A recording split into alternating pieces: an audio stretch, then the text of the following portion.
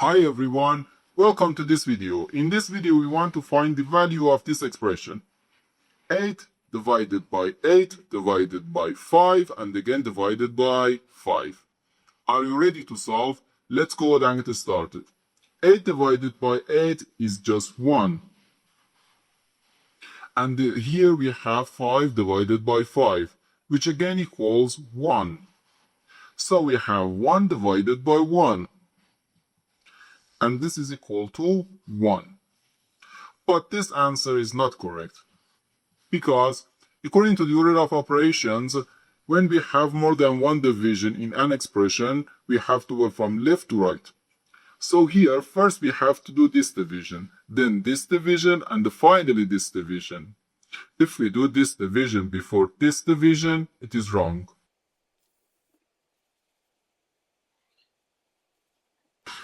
So first we have to do this division. 8 divided by 8 gives us 1. So 1 divided by 5 and again divided by 5. Now we have to do this division. 1 divided by 5 can be written as 1 over 5. Then divided by 5. Now, according to the KCF rule, K stands for keep, C stands for change, and F stands for flip.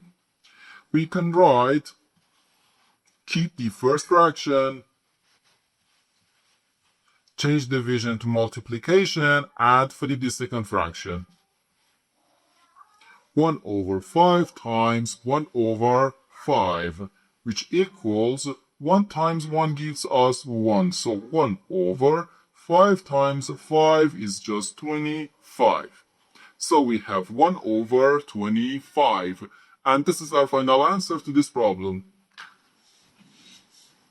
The correct answer is 1 over 25.